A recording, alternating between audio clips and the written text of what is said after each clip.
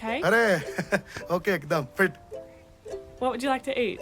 જે કઈ anything you put and I eat, હે ને? બરાબર. અને અમે કેમ મરાઠી આમ બોલાતું નહીં આમ? The regular for us. Okay. Well, I've got a half day today. My car's in the shop, so I was thinking of taking a cab. Cab? No take cab. ખ્યાલ આવ્યો ને? કેબ બોલો બોલો બોલો. ટેક અ ટ્રામ, બરાબર ને?